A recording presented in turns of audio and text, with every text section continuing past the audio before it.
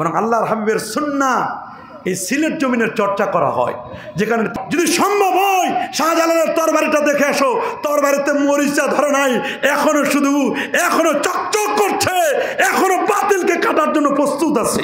এখন তসবির সবাকে আছি, কখনো প্রয়োজন হলে তসবির রেখে তরবারি হাতে নেব, কথা বলেন, এক হাতে তরবারি আর এক হাতে তসবি। মাজারের কাছে যাওয়া, মাজার পূজা হতো। জগৎ বিখ্যাত ইমাম আবু আব্দুল্লাহ আমিরুল মুমিনিন ফিল হাদিস আবু আব্দুল্লাহ মুহাম্মদ ইবনে ইসমাইল ইবনে ইব্রাহিম ইবনে মুগীরা আল বারদাসবাল জুফি আল ইয়ামানি আল বুখারী রাহিমাহুল বারি, তিনি আমার নবীর মাজারে যেতেন না, নবীর রওজার পাশে গিয়ে বুখারী শরীফ লিখতেন না। শুনুন, ইমামুল আজম আবু হানিফা নোমান ইবনে সাবিত রাদিয়াল্লাহু তাআলা এত বড় পণ্ডিত ছিলেন, 100 বার যিনি আমার আল্লাহকে স্বপ্নে দেখেছিলেন, 40টি বছর যিনি এশারে যদি ফজর পড়েছিলেন, সুবহানাল্লাহ বলেন, 55 বার আমার নবীজি রওজা মোবারক জিয়ারত করেছিলেন, 61 খতম কোরআন মাজিদ তেলাওয়াত করেন রমজান কারিমে, 12,70,975টি মাসআলা বের করেছেন কোরআন এবং সুন্নাহ থেকে।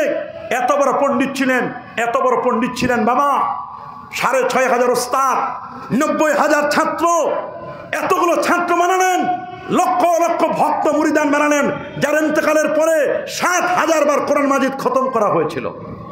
আল্লাহু আকবার বলেন। যিনি জেলখানায় বসে হাজার হাজার মুফতি বানিয়েছিলেন, 300 তাবি থেকে জ্ঞান লাভ করেছেন, 8 জন সাহাবীর থেকে জ্ঞান অন্বেষণ করেছিলেন। 80 হিজরিতে জন্ম, 150 হিজরিতে যখন ইন্তেকাল করলেন, ইমাম শাফি সেদিন জন্ম নিলেন। আল্লাহু আকবার বলেন। ইমাম আজমের যেদিন ইন্তেকাল, ইমাম শাফি মুহাম্মদ ইবনে ইদ্রিস শাফির সেদিন জন্ম। জন্মের পরে বড় হলেন, বড় হওয়ার পরে কিতাবাদি পড়লেন।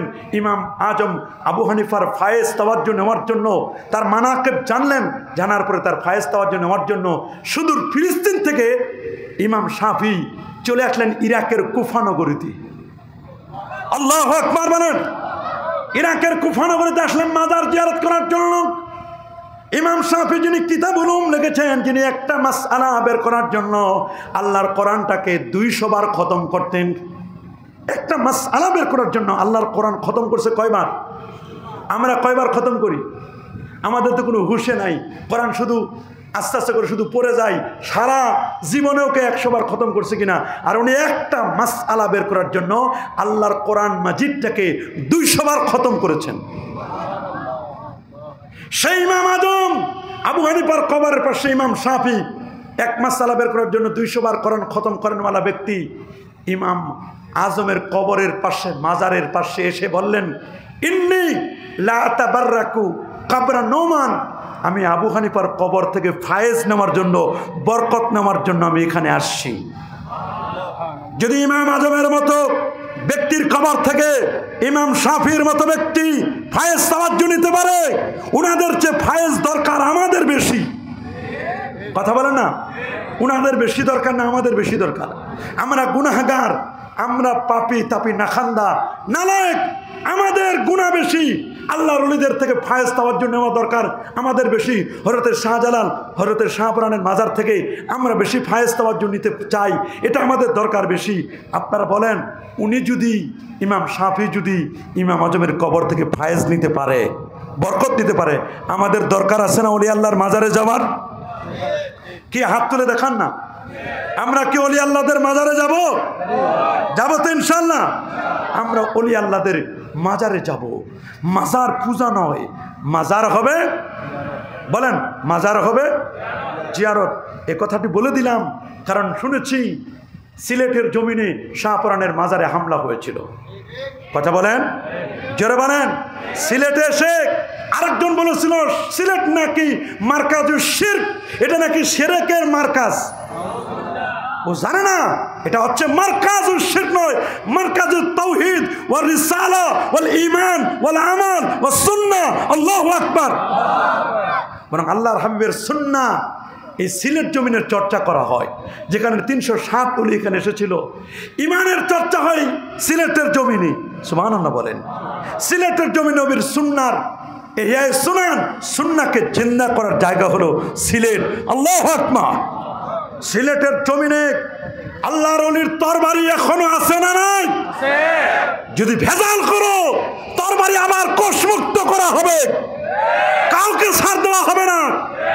সমস্ত বেদাতকে মূলোৎপাটন করা হবে, সুন্নিয়াতকে আহলে সুন্নাহ ওয়াল জামাত, কোরআন সুন্নাহ ইজমা কিয়াসের রাজ আবার কায়েম করা হবে সিলেটের জমিনে। গৌর গোবিন্দের বিরুদ্ধে যেমন যুদ্ধ হয়েছিল, তাকবীর হয়েছিল, যদি প্রয়োজন হয় আবারও তাকবীর হবে, আবারও আযান হবে, আবারও তরবারি কোষমুক্ত হবে।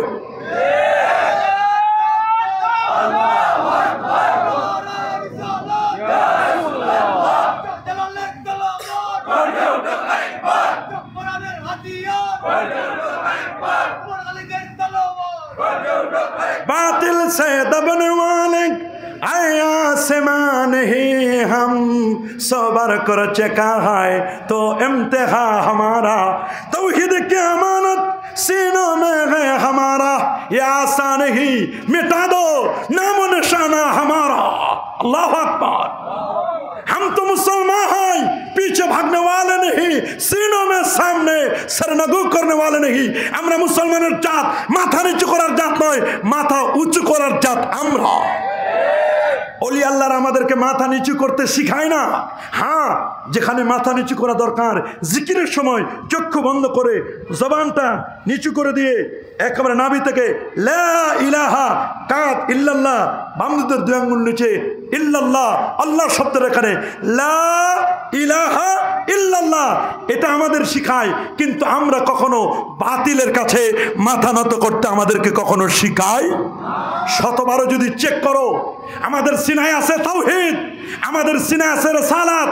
মনে রাখো, যদি সম্ভব হয় শাহজালালের তরবারিটা দেখে আসো, তরবারিতে মরিচা ধরে নাই, এখনো চকচক করছে, এখনো বাতিলকে কাটার জন্য প্রস্তুত আছে। তবে আমরা চাই না এটার যত্রতত্র ব্যবহার হোক। ব্যবহার হবে, সময় কথা বলবে কখন ব্যবহার করতে হবে। আমরা এখন তসবির সবাকে আছি, কখনো প্রয়োজন হলে তসবি রেখে তরবারি হাতে নেব। কথা বলেন, এক হাতে তরবারি আর এক হাতে তসবি, আর মাথায় থাকবে পাগড়ি, কোমরে থাকবে গামছা। কথা বলেন, আমরা কিন্তু সব সময় পূর্ণ প্রস্তুত রয়েছি। তবে আমরা কখনো বাড়াবাড়ি করতে চাই না, আমরা কখনো চুলকায় ঘা করব না।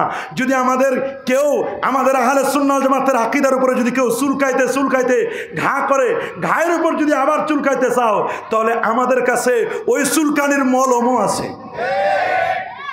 কথা বলেন।